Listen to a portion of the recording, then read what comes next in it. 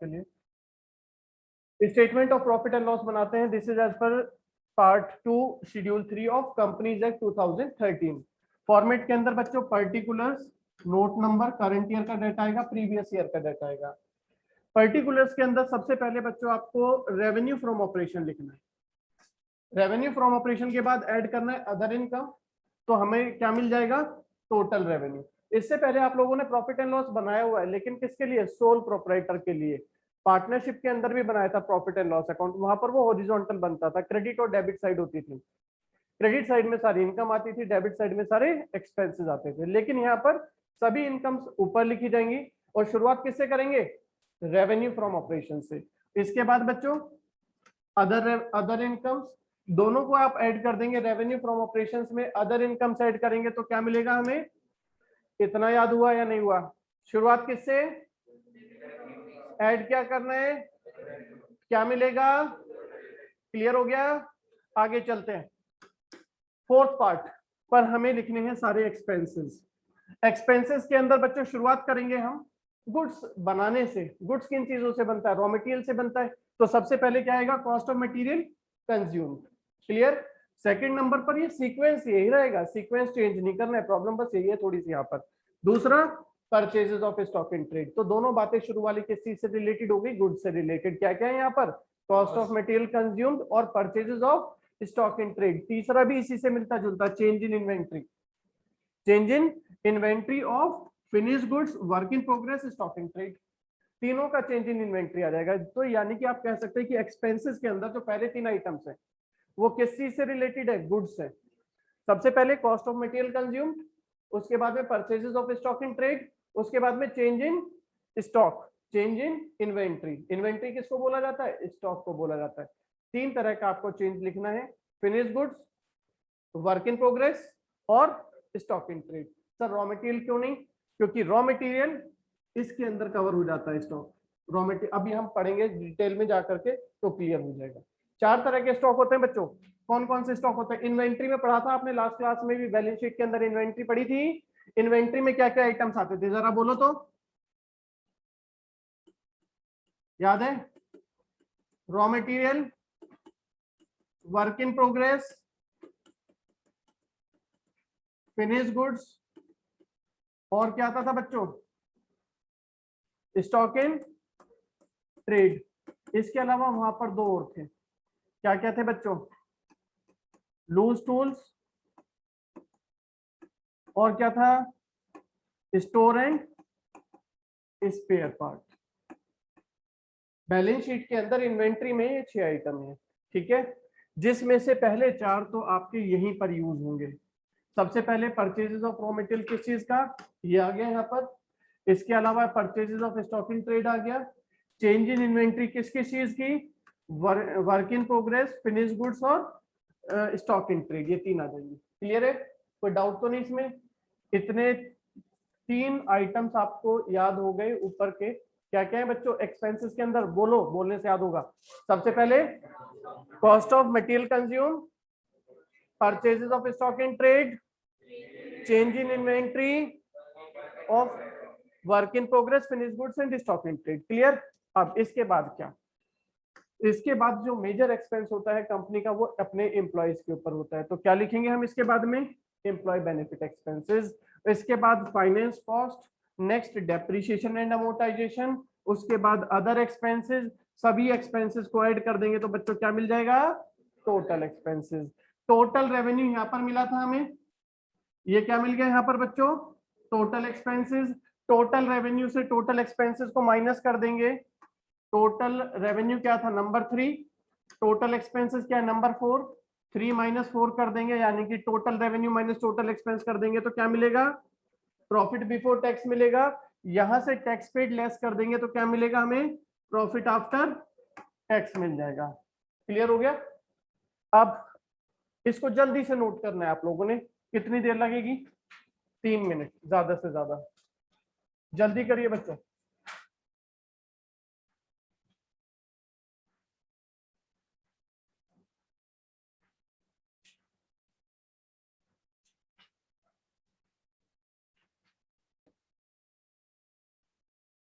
आगे चलते हैं बच्चों नेक्स्ट। अब हमें किसके बारे में डिटेल चाहिए? अब हम इन सब के अंदर जाएंगे। रेवेन्यू फ्रॉम ऑपरेशंस में क्या क्या चीजें आती हैं, अदर इनकम्स में हम किन चीजों को काउंट करते हैं, कॉस्ट ऑफ मटेरियल कंज्यूम कैसे निकलेगा, purchases of stock in trade क्या है, चेंज इन इन्वेंट्री कैसे फाइंड करेंगे, एम्प्लॉय बेनिफिट एक्सपेंसेस के अंदर क्या क्या चीजें इंक्लूड की जाएंगी, फाइनेंस कॉस्ट के अंदर क्या आइटम्स लेने हैं, डेप्रिसिएशन अमोर्टाइजेशन में क्या क्या आता है, अदर एक्सपेंसेस में क्या क्या इंक्लूड करना है, टोटल एक्सपेंसेस। ठीक है, तो चलिए बच्चों सबसे पहले शुरुआत किससे करें? फर्स्ट आइटम क्या था? Revenue from operation. ठीक है ना, रेवेन्यू फ्रॉम ऑपरेशन दो तरह की कंपनीज होती है। पहले कंपनी को समझना होगा, कंपनी दो तरह की होती है, एक मैन्युफैक्चरिंग कंपनी जो प्रोडक्ट मैन्युफैक्चर करके सेल करते हैं, दूसरा इन फाइनेंशियल कंपनी जैसे बैंक वगैरह। ठीक है, तो मैन्युफैक्चरिंग कंपनी के लिए रेवेन्यू फ्रॉम ऑपरेशन में आपको क्या क्या चीजें इंक्लूड करनी है? नेट सेल्स इंक्लूड करनी है मैन्युफैक्चरिंग कंपनी के लिए। नेट सेल्स कैसे फाइंड करेंगे? Sales minus sales return. Clear? इसके अलावा सेल ऑफ गुड्स या सेल ऑफ सर्विसेज भी रेवेन्यू फ्रॉम ऑपरेशन का ही पार्ट होता है। Sale of scrap commission received भी किसके अंदर आएगा? मैन्युफैक्चरिंग कंपनीज के लिए रेवेन्यू फ्रॉम ऑपरेशन में। जिसका जो काम है उस एक्टिविटी से मिलने वाला पैसा रेवेन्यू फ्रॉम ऑपरेशन। आप कोई प्रोडक्ट बना करके सेल कर रहे हैं तो पैसा कहां से आएगा? नेट सेल्स करके पैसा आएगा। सेल ऑफ गुड्स कर रहे हैं, सेल ऑफ सर्विसेज कर रहे हैं, स्क्रैप सेल करेंगे, कोई आपके बिजनेस से रिलेटेड कमीशन मिल रही है, ये सभी क्या है हमारा? Revenue from operation. किसके लिए? मैन्युफैक्चरिंग कंपनीज के लिए। अब हम बात कर रहे हैं फाइनेंस कंपनीज, जैसे कि बैंक वगैरह हो गए। बैंक कुछ सेल तो करते नहीं, तो पैसा कहां से आता है बच्चों? इनको क्या मिलता है? फाइनेंस कंपनी के लिए रेवेन्यू फ्रॉम ऑपरेशन क्या होगा? Interest received, dividend received, gain on sale of investment. Clear हो गया?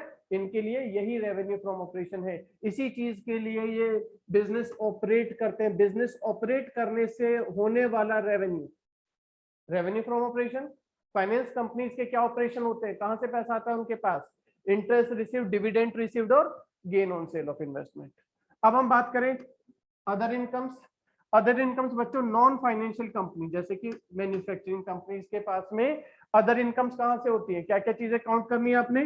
Gain on sale of fix asset, bad debt recovered, excess provision return back. Provision maintain कर रहे हैं, एक्सपेंस इंक्रीज होता है, प्रोविजन खत्म कर रहे हैं, एक्सपेंस डिक्रीज हो रहा है। एक तरह से आपके लिए क्या हो गई?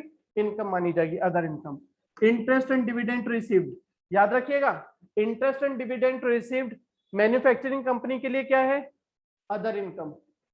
लेकिन फाइनेंस कंपनी के लिए इंटरेस्ट और डिविडेंड क्या है? Revenue from operation. बैंक क्या है आपके लिए? Finance company. बैंक अगर इंटरेस्ट या डिविडेंड ले रहा है तो बैंक के लिए किसके अंदर लिखेंगे हम? Interest receive, dividend received, revenue from operation में।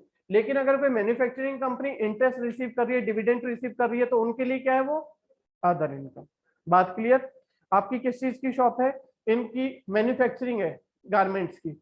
अब बच्चों इन्हें कहीं से इंटरेस्ट मिल रहा है या डिविडेंड मिल रहा है, तो बच्चों आप इसके लिए काम कर रहे हो क्या? आपका गारमेंट का बिजनेस है, आप इंटरेस्ट और डिविडेंड लेने के लिए काम करते हो क्या? नहीं। तो इनके लिए अगर इनको इंटरेस्ट या डिविडेंड मिल रहा है तो किस में काउंट करेंगे? अदर इनकम में। अगर इनको गारमेंट्स को सेल करके पैसा आ रहा है तो वो क्या हो गया आपके लिए? Revenue from operation. बात क्लियर हो गई? नोट करिए इसको। Revenue from operations manufacturing company के लिए नेट सेल्स या सेल्स माइनस सेल्स रिटर्न या सेल ऑफ गुड्स और sale of services, sale of scrap, commission received किसके अंदर आएंगे? रेवेन्यू फ्रॉम ऑपरेशन के अंदर आएंगे मैन्युफैक्चरिंग कंपनी के लिए। फाइनेंस कंपनी के लिए रेवेन्यू फ्रॉम ऑपरेशंस क्या क्या होंगे? Interest received, dividend received, gain on sale of investment. Clear? Other incomes non financial company यानी कि मैन्युफैक्चरिंग कंपनी के लिए अदर इनकम कहां से होती है? Gain on sale of fixed asset. Machinery बेच दी, 50,000 रुपए का प्रॉफिट हो गया, क्या मशीन सेल करने के लिए काम कर रहे हो? आपका गारमेंट का बिजनेस है, तो क्या है आपके लिए? Gain on sale of fixed asset other income है। इसके अलावा bad debt recovered, excess provision return back, interest और डिविडेंड रिसीव हो रहा है, क्रेडिटर्स खत्म हो रहे हैं, ये सभी हमारे लिए इनकम है। लेकिन कौन सी इनकम कंसिडर की जाएंगी? Other incomes. नोट करिए बच्चों जल्दी से।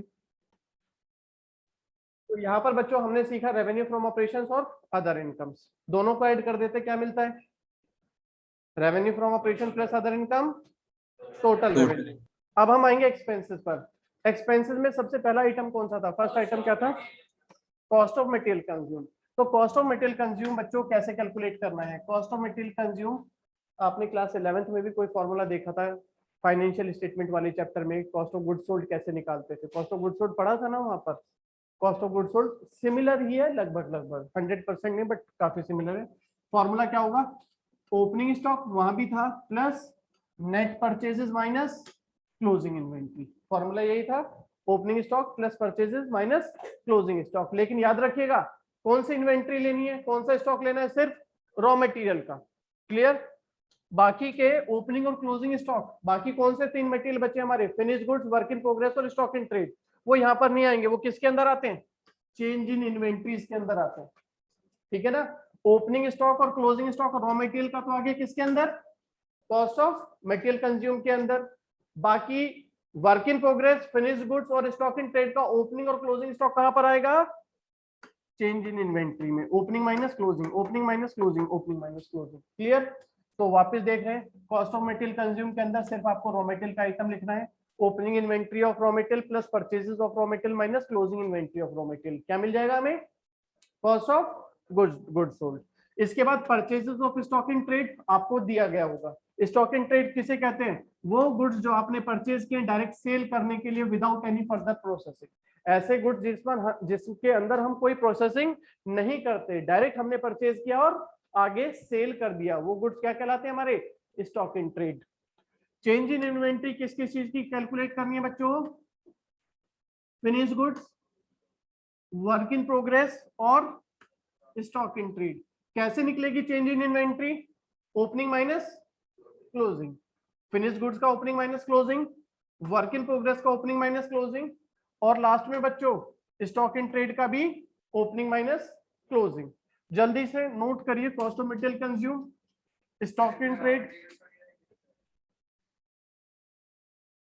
यहां पर आपसे इलस्ट्रेशन नंबर 34 में, इलस्ट्रेशन नंबर 34 में बच्चों ये पूछ रहा है कि अंडर विच हेड फॉलोइंग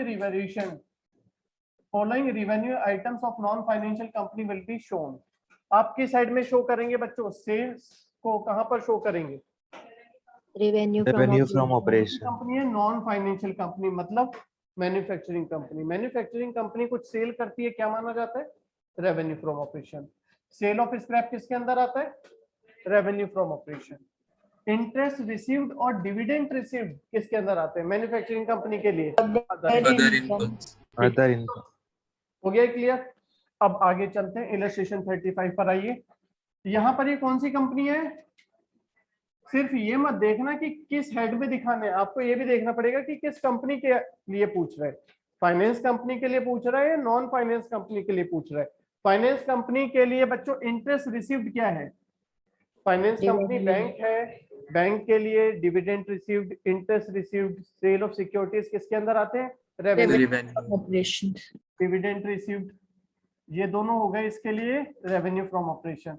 कोई भी कंपनी अगर अपने एसेट सेल करती है या टैक्स का रिफंड मिलता है तो ये इनके लिए क्या माना जाएगा, अदर इनकम। क्लियर हो गया। इसका फाइनेंस कंपनी का काम नहीं है फिक्स एसेट्स को सेल करना, अगर फिक्स एसेट को सेल करके कुछ गेन हो रहा है साइड की चीज है, अदर इनकम है। क्लियर। आगे चलते हैं, यहां पर आपको कैलकुलेट करना है बच्चों revenue from operation, other income और टोटल रेवेन्यू। किसके लिए, नॉन फाइनेंस कंपनी के लिए। बच्चों सेल्स किस में काउंट करोगे, रेवेन्यू फ्रॉम ऑपरेशन, और सेल्स रिटर्न का क्या करेंगे, तो माइनस कर देंगे सेल्स में से। नेट सेल्स हमारा कितना आ गया, सो 10 लाख, 10 लाख रुपीस।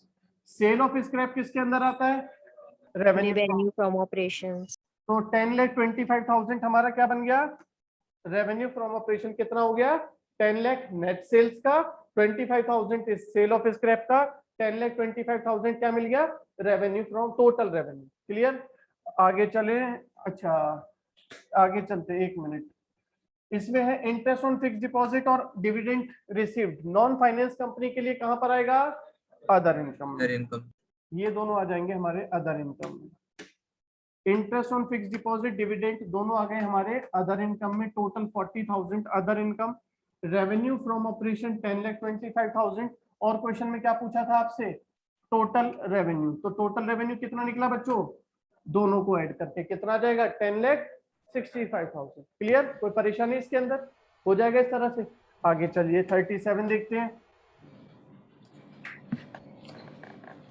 यहां पर हमें बताना है revenue from operation, other income, total revenue किसके लिए? फाइनेंस कंपनी के लिए, जैसे कि बैंक। तो इनके लिए मिसलिनियस इनकम को कहां पर काउंट करोगे आप? रेवेन्यू फ्रॉम ऑपरेशन या other income? Other income. Miscellaneous इधर उधर की income, other income. Interest on loan, Revenue from operations. Bank का काम है ये इंटरेस्ट लेना, तो उसके लिए रेवेन्यू फ्रॉम ऑपरेशन। ये हो गया revenue from operation. Dividend received किसके अंदर? अदर इनकम के अंदर आएगा, रेवेन्यू फ्रॉम ऑपरेशन के अंदर आएगा। Gain on sale of fixed asset, Other income. Clear. तो हम लिख देंगे रेवेन्यू फ्रॉम ऑपरेशन में क्या क्या आ गए? मिसलिनियस भी किसके अंदर था? अदर इनकम में। इंटरेस्ट ऑन लोन और dividend received. Revenue from operation, other incomes के अंदर क्या आ गए बच्चों? Gain on sale of fixed asset, और आपका आ जाएगा मिसलिनियस इनकम। तो हमारी अदर इनकम्स कितनी हो गई? 15,05,000। अदर इनकम्स और रेवेन्यू फ्रॉम ऑपरेशंस दोनों को ऐड कर देंगे। 9 lakh revenue from operation, 15,05,000 other income, दोनों को ऐड कर दिया तो क्या मिल गया हमें? Total revenue.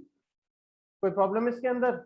नेक्स्ट बच्चों, अब हम चलते हैं एक्सपेंसेस के अंदर। अभी आप लोगों ने बच्चों cost of material consume calculate करने का फॉर्मूला देखा था। क्या फॉर्मूला था? ओपनिंग इन्वेंट्री किस चीज की? Raw material plus purchases of raw material minus closing inventory of raw material. क्या मिल जाएगा? Cost of material consume. Formula क्या है? Opening inventory plus purchases minus closing inventory. किस चीज के लिए? सिर्फ रॉ मटेरियल के लिए। Raw materials. तो opening inventory plus material purchase minus closing inventory. 2,50,000 plus 20 lakh minus 3 lakh, क्या आ गया? 19,50,000 हमारा बच्चों क्या मिल गया? Cost of material consume. किसी को कोई प्रॉब्लम? आगे चलिए, यहां पर 39 में भी हमें क्या फाइंड करना है बच्चों? Cost of material consume find करना है। कैसे फाइंड करेंगे? ओपनिंग इन्वेंट्री दी गई है आपको, एक तो मटेरियल की दी गई है। फिनिश गुड्स आएगा क्या कॉस्ट ऑफ मटेरियल कंज्यूम के अंदर? फिनिश गुड्स आएगा क्या कॉस्ट ऑफ मटेरियल कंज्यूम के अंदर? इसका कोई काम नहीं दे देते कई बार। मटेरियल परचेजेस का क्या करेंगे? ओपनिंग इन्वेंट्री में ऐड कर देंगे। Add करेंगे. क्लोजिंग इन्वेंट्री कौन सी आएगी? सिर्फ मटेरियल की आएगी या Subtract. मटेरियल सिर्फ मटेरियल की आएगी? मटेरियल मतलब रॉ मटेरियल बोल रहा है। फिनिश गुड्स को हम कॉस्ट ऑफ मटेरियल कंज्यूम में काउंट नहीं करते। तो फॉर्मूला क्या बन गया? Opening inventory plus purchases minus closing inventory. हो जाएगा। नेक्स्ट इलस्ट्रेशन नंबर 40 बच्चों, यहां पर भी हमें क्या फाइंड करना है? Cost of material consume. बहुत सारे आइटम दे दिए, लेकिन अपने काम की चीज उठाओ। आपके काम की चीज क्या? सिर्फ रॉ मटेरियल। यहाँ पर वर्क इन प्रोग्रेस के बारे में भी इंफॉर्मेशन है। यहाँ पर हाँ, वर्क इन प्रोग्रेस के बारे में इंफॉर्मेशन है, वो आपके लिए बेकार है। आपको क्या चीज चाहिए? सिर्फ रॉ मटेरियल। तो opening inventory of raw material आएगा। वर्क इन प्रोग्रेस चाहिए क्या? छोड़ दो। No, No. sir. इसका क्या करेंगे? ऐड Sir, कर। add. Closing inventory of material का क्या करोगे बच्चों? Subtract करें. Subtract. Closing inventory of raw material का क्या करोगे? Closing inventory of work in progress का क्या करोगे? कुछ नहीं करोगे। कुछ तीन आइटम उठा Sir लो। नहीं लेंगे. 150 प्लस 15 लाख माइनस 250 हो जाएगा। नेक्स्ट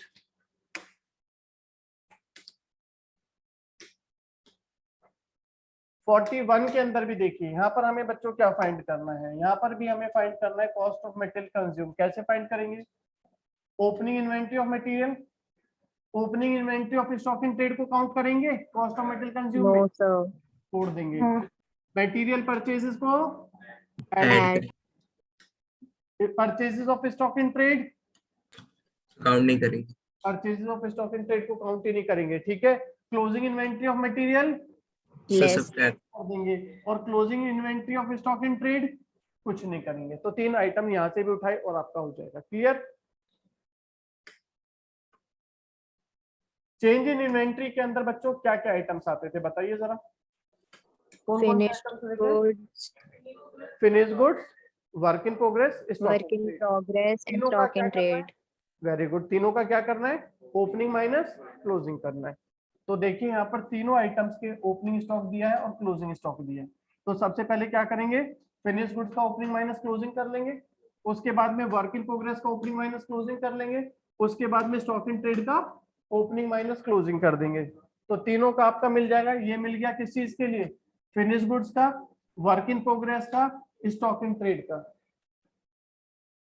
क्या आ रहा है, 50,000 माइनस 50,000 और 50,000। क्या आंसर आ गया तीनों का सम, 50,000। कोई परेशानी, तीनों का अलग अलग लिखना है। Finish goods, work in progress, stock in trade, तीनों का separate opening minus closing. Next, चलिए यहां तक हमारा हो गया, यहां तक ही हमने पढ़ा था। इसके बाद में हम बात करेंगे बच्चों एम्प्लॉय बेनिफिट एक्सपेंसेस की। तो एम्प्लॉय बेनिफिट एक्सपेंसेस के अंदर क्या क्या चीजें काउंट करते हैं हम, यहां पर देख लेते हैं। एम्प्लॉय बेनिफिट एक्सपेंसेस के अंदर हमें लेने हैं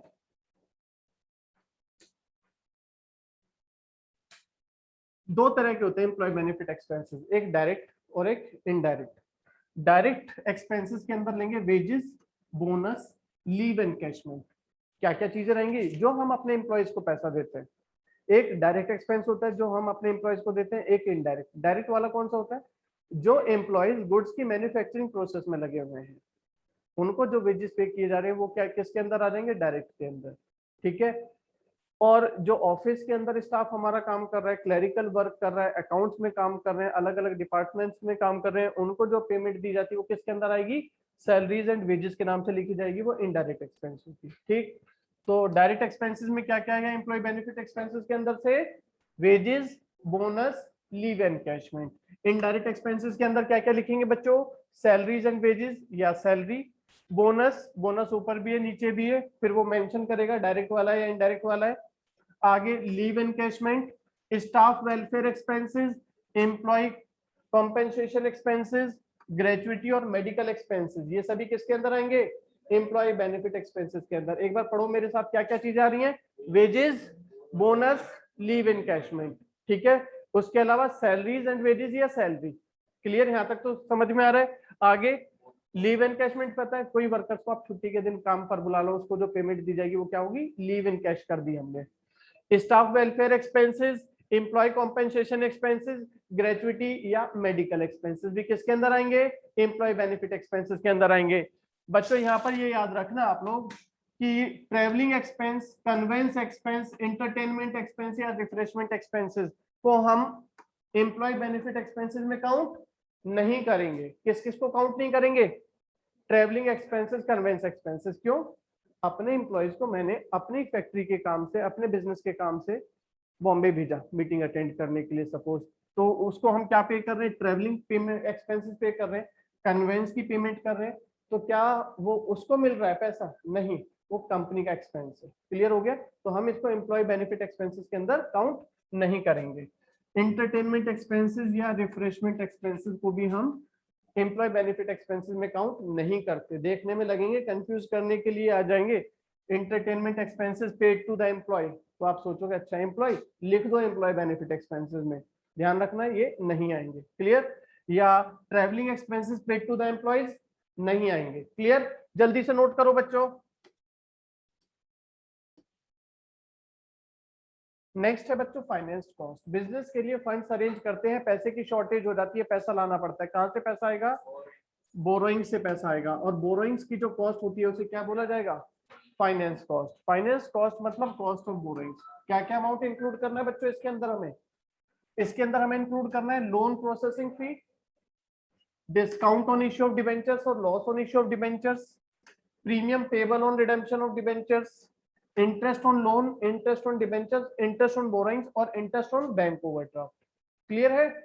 इन चीजों का रिवीजन नहीं होगा बेटा, बाद में सुन लेना आप लोग, तो इसलिए अभी जितना समझ सकते हो समझ लेना। ठीक है। क्या क्या चीजें आएंगी फाइनेंस कॉस्ट के अंदर, loan processing fee, discount on issue of debentures और loss on issue of debentures return of, premium payable on redemption of debentures, interest on loan, interest on long term borrowing, interest on debentures, bank interest on bank overdraft. सभी interest किसके अंदर, finance cost के अंदर। कुछ expenses ऐसे हैं कि आपको लगेंगे तो फाइनेंस कॉस्ट है, बट वो होते नहीं है। जैसे कि बैंक चार्जेस भी आपको लगता है कि बैंक को हम चार्जेस पे कर रहे हैं तो वो भी फाइनेंस कॉस्ट का पार्ट है, लेकिन नहीं, ये सर्विस चार्जेस है। बैंक हमें सर्विस देता है, उसके लिए वो चार्ज डिडक्ट कर रहा है, this is the service charge, जो कि फाइनेंस कॉस्ट में काउंट नहीं किया जाएगा। क्लियर हो गया? नेक्स्ट इसके बाद है बच्चों depreciation and amortisation. Amortisation word किसके लिए यूज किया जाता है? अगर हमारे टेंजिबल एसेट्स की वैल्यू रिड्यूस होती है तो उसे क्या बोलते हैं? डेप्रिसिएशन। और इंटेंजिबल एसेट्स की वैल्यू रिड्यूस होती है तो उसको क्या बोलते हैं? अमोर्टाइजेशन। तो depreciation on fix asset, amortisation of intangible assets किसके अंदर लिखे जाएंगे? डेप्रिसिएशन एंड अमोर्टाइजेशन के अंदर। इसके बाद लास्ट रह गया हमारा बच्चों यहाँ पर अदर एक्सपेंसेस। अदर एक्सपेंसेस के अंदर आपको वो सारे एक्सपेंसेस लिखने हैं जो कि कवर नहीं हुए हैं ऊपर किसी भी एक्सपेंस के अंदर, जैसे कि carriage, rent paid, sundry expenses, bank charges, loss on sale of asset, loss on sale of investment, miscellaneous expenses. ये सारे एक्सपेंसेस ऊपर कहीं कवर किए गए नहीं। तो क्या क्या है बच्चों? Carriage, rent paid, sundry expenses, bank charges, loss on sale of asset, loss on sale of investment, miscellaneous expenses, सभी अदर एक्सपेंसेस के अंदर नोट करो जल्दी से। और इसके बाद हम डिस्कस करते हैं इलस्ट्रेशन नंबर 44 डिस्कस करते हैं आपके साथ में। जल्दी कर लीजिए बच्चों।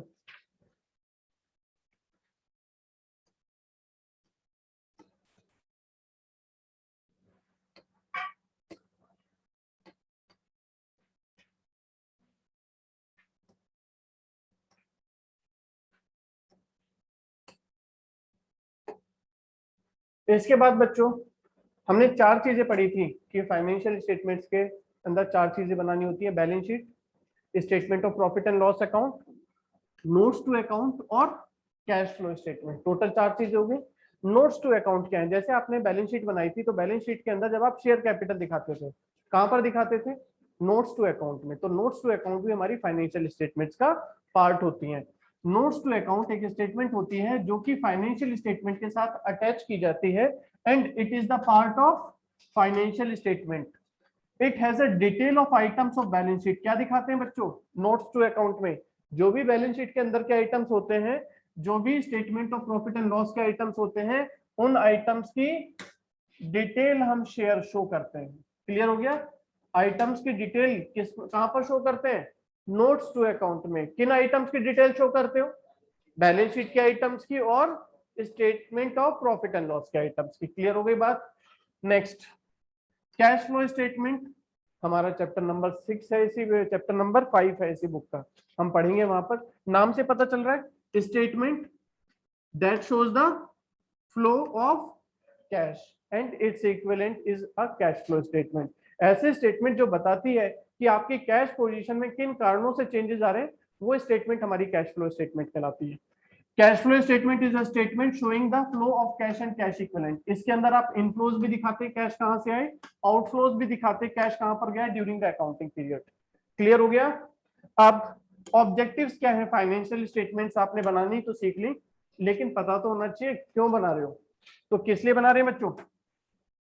Objectives of financial statements are to provide financial data on economic resources and obligations of the enterprise. ये enterprises का financial data provide कराती है। It shows the implications of operating profit on the financial position of the enterprise. हमने business के profit का business की financial position में कहां पर use किया, ये पता चलता है। To provide information about cash flow to investors and creditors for assessing, comparing and evaluating potential cash flow in terms of amount.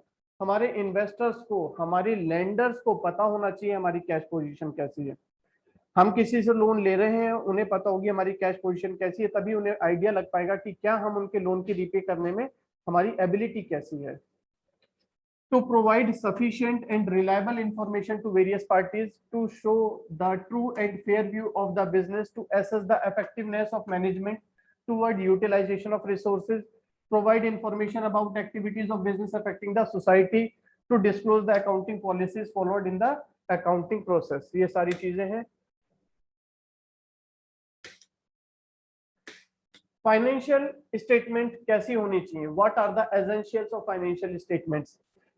Factual information होनी चाहिए, एक्चुअल फैक्ट डिस्क्लोज किए गए हों, अंडरस्टैंडेबिलिटी होनी चाहिए, फाइनेंशियल इंफॉर्मेशन आपने बनाई तो बहुत बढ़िया, लेकिन किसी को समझ में नहीं आ रही तो उसका कोई फायदा नहीं। तो इसलिए financial statement must be understandable. Financial statement ऐसी होनी चाहिए that should be comparable with that of other company of similar business और with that of previous year of the current year. आप करंट ईयर की परफॉर्मेंस को business की previous year की performance के साथ कंपेयर कर सकें। वेरीफाइबल होनी चाहिए, जो भी आपने फैक्ट्स डिस्क्लोज किए हैं फाइनेंशियल स्टेटमेंट्स के अंदर वो हमारे वेरीफाइबल होने चाहिए। कब वेरीफाइबल होंगे? अगर आपके पास में सपोर्टिंग डॉक्यूमेंट्स है। आपने कहा सेल हमारी 50 करोड़ की है, तो आपके पास में सपोर्टिंग डॉक्यूमेंट्स कितने हैं? उनके सेल्स के वाउचर हैं, सेल्स के बिल हैं, कैश मेमोज हैं, वो सब होने चाहिए। रेलिवेंट, आप इंफॉर्मेशन किसी को प्रोवाइड कर रहे हो that must be relevant to the users. Timeliness, time से बनाई गई हो इंफॉर्मेशन, इंफॉर्मेशन वही काम की जो टाइम से बनाई जाए। क्लियर है? Which parties are interested in financial statement और यूजर्स? कौन कौन सी पार्टीज बच्चों इंटरेस्टेड होती हैं? इंटरनल यूजर्स के अंदर कौन कौन? दो तरह से आप डिवाइड कर सकते हैं, इंटरनल यूजर और एक्सटर्नल यूजर। इंटरनल यूजर के अंदर कौन कौन आ जाएंगे? शेयर होल्डर्स, मैनेजर्स और एम्प्लॉइज। पढ़े हुए थे आपने, क्लास 11th में भी पढ़े थे। शेयर होल्डर्स किस लिए इंटरेस्टेड होते हैं? पैसा इन्वेस्ट कर रहे हैं तो to know the return, return कितना मिलेगा और सेफ्टी मार्जिन कितना है उनके इन्वेस्टमेंट का बिजनेस में। मैनेजमेंट को चेक करना है कि उनके डिसीजंस कितने इफेक्टिव रहे हैं। एम्प्लॉइज को चेक करना है कि कंपनी अगर ज्यादा प्रॉफिट अर्न कर रही है तो they will demand for more bonus, more wages. External users कौन होते हैं बच्चों? Banks, financial institutions. उनको क्यों हमारे फाइनेंशियल स्टेटमेंट्स की रिक्वायरमेंट है? To know the credit worthiness, to know the short term solvency, to know the long term solvency. ठीक है, बैंक हमें लोन दे रहा है तो सॉल्वेंसी मतलब डेट पेइंग कैपेसिटी। कंपनी की short term debt paying capacity कैसी है, long term debt paying capacity है, दोनों बैंक को पता होनी चाहिए, तभी वो आपको लोन देगा। हमें लोन प्रोवाइड कर रहा है और उसे पता है कि करंट एसेट्स इनके पास सफिशिएंट नहीं रहते, करंट लायबिलिटीज ज्यादा रहती है, तो हमें लोन नहीं देगा। उसे पता है पैसा अवेलेबल ही नहीं होता, मेरी इंस्टॉलमेंट कहां से दे पाएंगे। नेक्स्ट, इन्वेस्टर्स और potential investors to know the safety margin of their investment as well as about the return from the company. Creditors किस लिए इंटरेस्टेड होते हैं बच्चों? क्रेडिटर्स किस बात में इंटरेस्टेड होते हैं? To know the short term credit worthiness of the company. जिसको वो लोन दे रहे हैं, जिसको वो क्रेडिट पर सामान सेल कर रहे हैं, क्या उनसे 2 महीने, 3 महीने, 6 महीने के अंदर कैश वापस आ पाएगा या नहीं? Government and it's authorities, governments को नेशनल इनकम अकाउंट्स कंपाइल करने होते हैं, उसके लिए इंडिविजुअल को ही हम, माइक्रो को ही हम मैक्रो लेवल पर ले जाकर के नेशनल अकाउंट कंपाइल करते हैं। सेबी को भी हमारी फाइनेंशियल स्टेटमेंट्स पता होनी चाहिए ताकि वो चेक कर सके कि क्या इन्वेस्टर्स के राइट प्रोटेक्टेड हैं कंपनीज के अंदर या नहीं। लिमिटेशंस क्या है बच्चों फाइनेंशियल स्टेटमेंट्स की? क्या कमियां हैं फाइनेंशियल स्टेटमेंट्स में? जो आपने अकाउंटिंग की लिमिटेशंस पढ़ी थी क्लास 11th में, सारी वही लिख दो। क्या क्या है? हिस्टोरिकल रिकॉर्ड, जो भी हमारे यूजर्स हैं वो किस चीज में इंटरेस्टेड होते हैं? कंपनी के फ्यूचर में, लेकिन फ्यूचर के नाम पर उनको दे दिया क्या जाता है? Historical record. देखो कंपनी की पास्ट परफॉर्मेंस ऐसी है, जबकि वो जानना चाहते हैं अगले साल कितना रिटर्न मिलेगा मुझे। Next, affected by estimates. काफी सारी चीजें हम एस्टिमेशन बेसिस पर रिकॉर्ड करते हैं बुक्स ऑफ अकाउंट में, जैसे कि depreciation and estimates are not always accurate, they are affected by the personal judgement, different accounting practices. अगर आप एक बिजनेस की परफॉर्मेंस को दूसरे बिजनेस की परफॉर्मेंस के साथ कंपेयर कर रहे हैं, ठीक है, और दोनों ने अलग अलग अकाउंटिंग प्रैक्टिस फॉलो की है अकाउंट मेंटेन करने में, तो क्या दोनों का डाटा कंपेरेबल होगा? नहीं, दोनों का बेस ही डिफरेंट है, तो आप दोनों के डाटा को कंपेयर नहीं कर सकते। Qualitative elements are ignored. Quality is not measurable in terms of money. जब मेजरेबल ही नहीं है टर्म्स ऑफ मनी तो आप उसको रिकॉर्ड कैसे करेंगे? तो मेन चीज होती है क्वालिटी, हमारे मैनेजमेंट की क्वालिटी कैसी, कैलिबर कैसा है, और उसी को आप डिस्क्लोज नहीं कर पा रहे। हमारे रिलेशन कैसे हैं अपने वर्कर्स के साथ में, अपने कस्टमर्स के साथ में। Price level changes are ignored. Inflation deflation को हम बुक्स ऑफ अकाउंट में शो नहीं कर सकते। लास्ट है, it can not meet the purpose of all parties. सभी की रिक्वायरमेंट अलग अलग है और सभी को हम डाटा प्रोवाइड करते हैं एक ही, तो सभी की रिक्वायरमेंट फुलफिल नहीं हो पाती। तो बच्चों यहाँ पर ये आपका कंप्लीट हो गया है चैप्टर, और